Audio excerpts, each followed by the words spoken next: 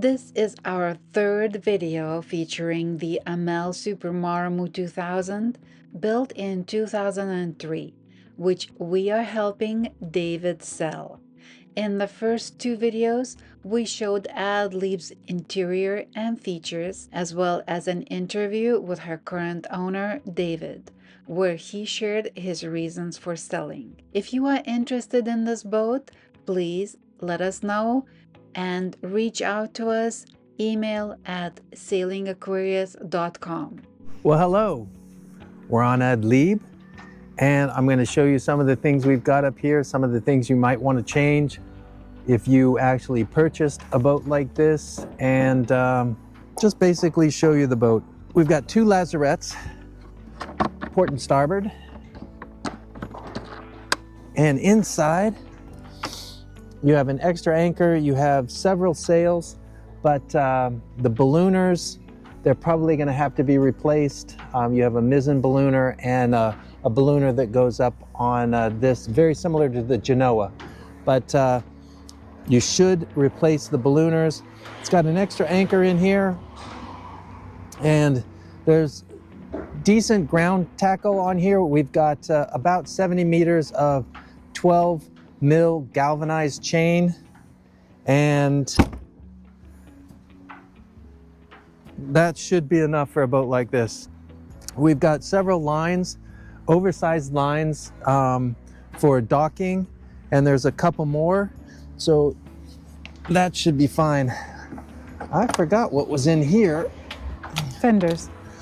Oh, we have one fender, and we've got More docking lines. more docking lines. But inside these, they look pretty much brand new. We have a electric furler on the Genoa. It's working perfectly. The lights all work. We've tested all the lights, so that's all good. What anchor do we have? We have the standard anchor that comes with the all the Super Maramus. I think it's about a 30 kilogram Bugle type. bugle type. That's the one that we took around the world, and I'm very happy that we use that, and I wouldn't change the anchor on this boat. And this boat, differently from Aquarius, has an inlet for a second anchor.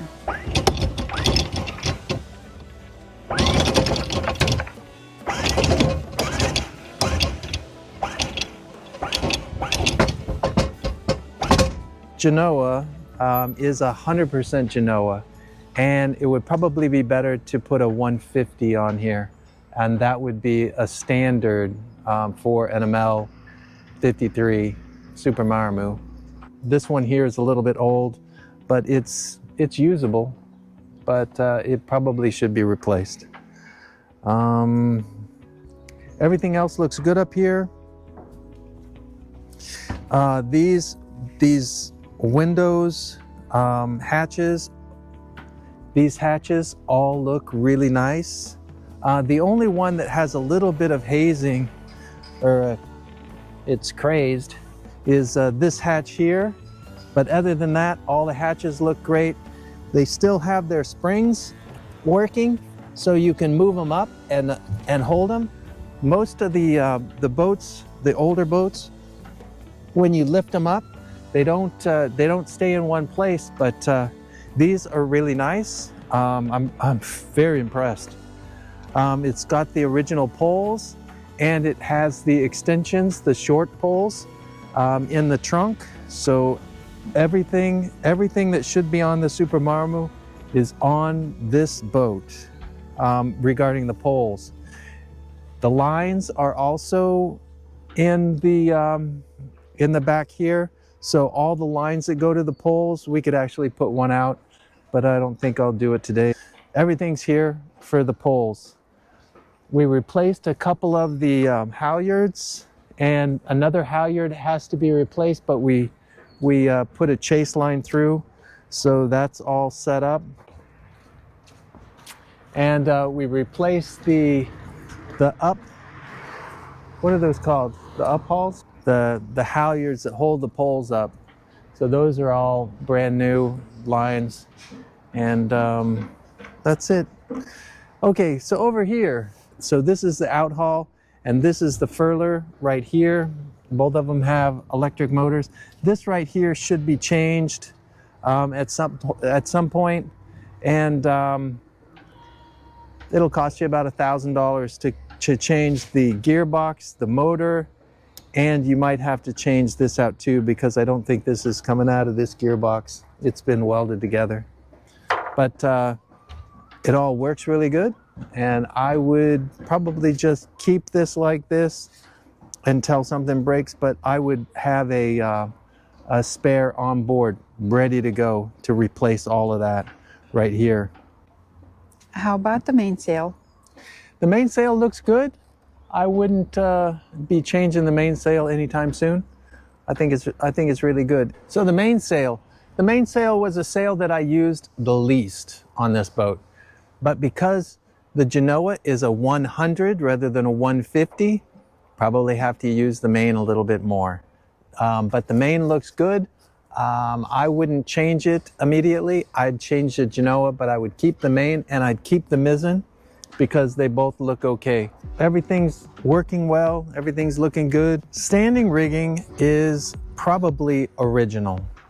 Should be replaced. I've looked at the rigging. The rigging looks good, but any insurance company is going to tell you that if you have 20-year-old rigging, it should be replaced. So you're not going to get insurance on the rig if you don't change the rigging. But, and the boat has insurance, except it doesn't cover the rigging. Yeah, that's true.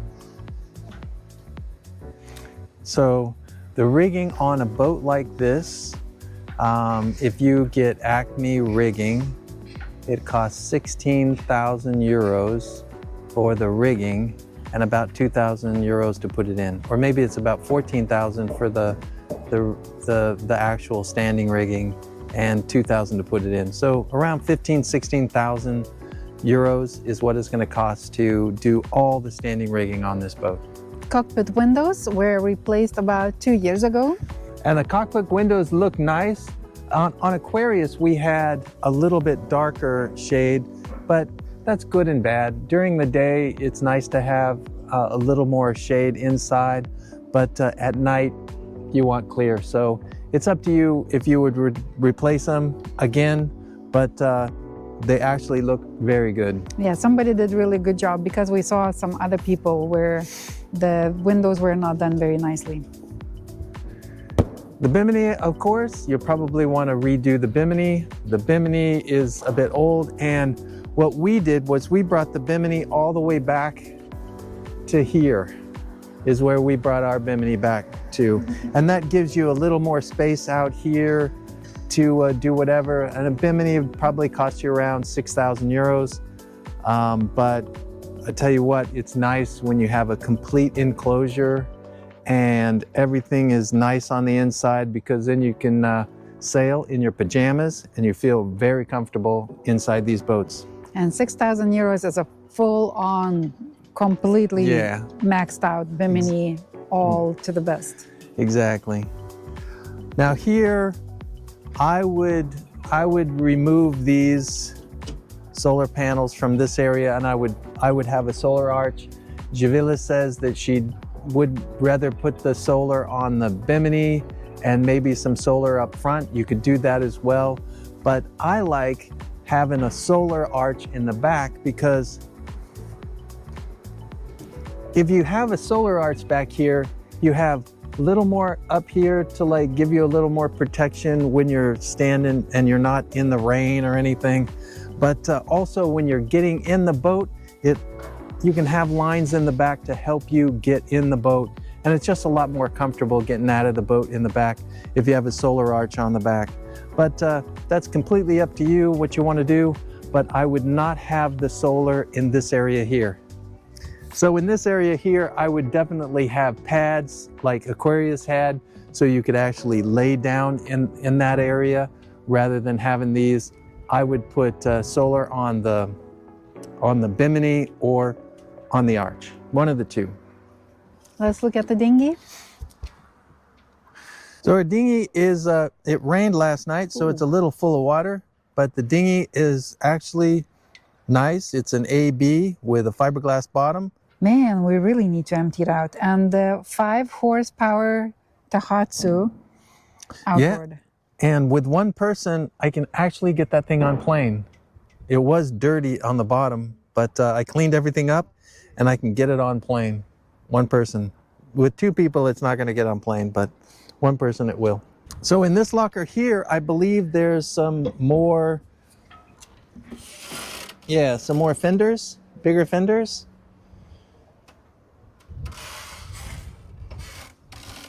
And we saw life raft someplace, right? Yeah, there's a life raft in the front. But we don't know about the expiration date. It is expired. The mizzen is good. So all the sails are good. All the lights are good. Radar works.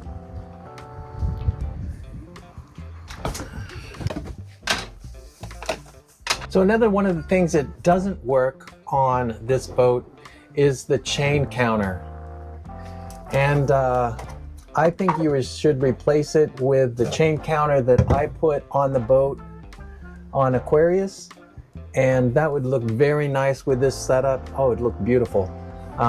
Putting I think it's called the Quick chain counter. On this boat, there's 2 autopilots and they're completely separate. So this is one of the autopilots. We're running this autopilot right now. We tried both autopilots. Both autopilots work. All right, so now we're completely up. Everything's running.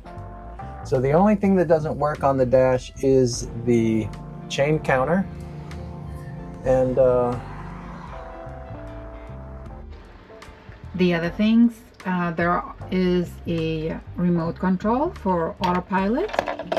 That about 4 or 5 meters in front of that boat, there's a wall. And that's what's in front of us, a wall. Stand by. Transmitting. So we got our radar. There's the chart plotter and everything. And there are 2 cameras. Both the forward-looking and rear-facing cameras. And I guess the other thing that we need to do is start the engine.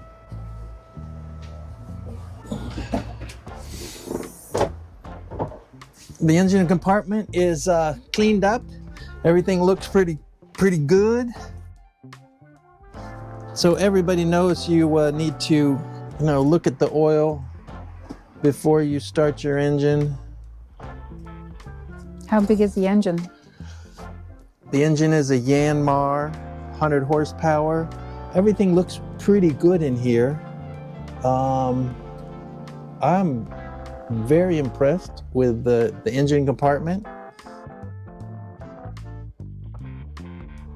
We got the watermaker working, but we had a leak in the one of the high pressure lines. We're getting a new high pressure line for it. The gen set looks nice. Yeah, the engine compartment, everything looks good in the engine compartment. I've already checked the transmission fluid as well, but we'll check it one more time just to make sure that we got some oil in there. I see it.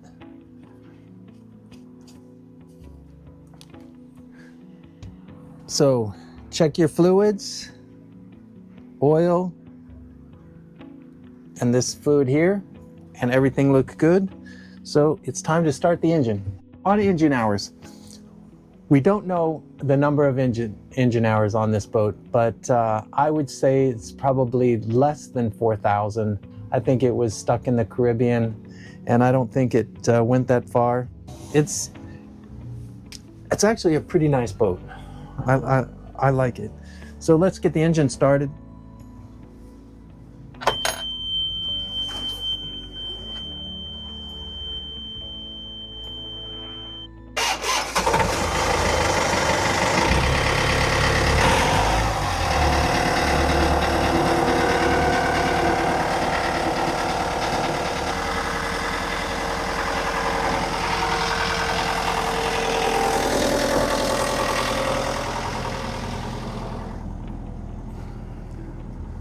Okay, So we're all looking good. Right now, what we're going to do is we're going to turn on the bow thruster and drop our bow thruster down.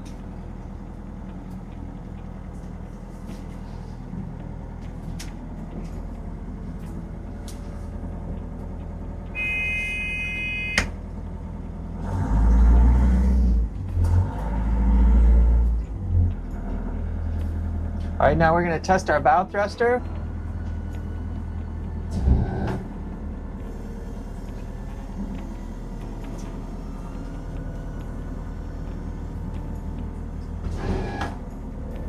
Bow thruster works really well. We're just going to take our bow thruster back up. We don't need it right now.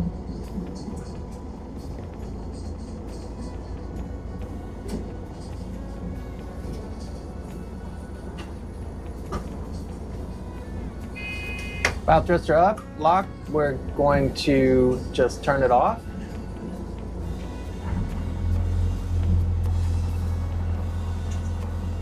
Now we're going to put our engine in reverse.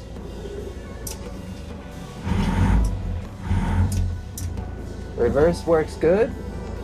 Now we're going to put our engine in forward. Everything's good there. Everything is functioning properly. So one of the things that I really like about this particular setup is you have oil pressure, volts, and water temperature. And I really like having the oil pressure there.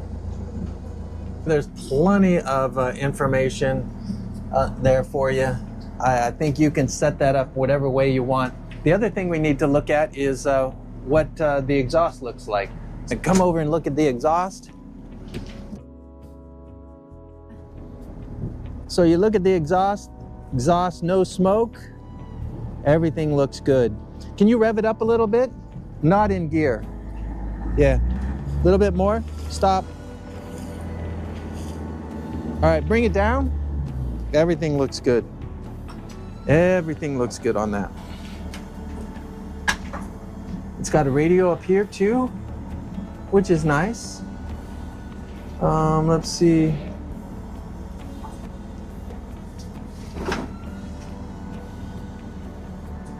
Well, that's it. Everything's functioning.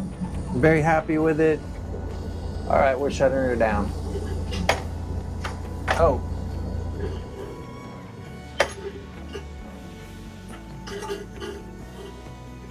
All right, well, that's Ad Lib. Thank you, Captain Ken, for a comprehensive tour.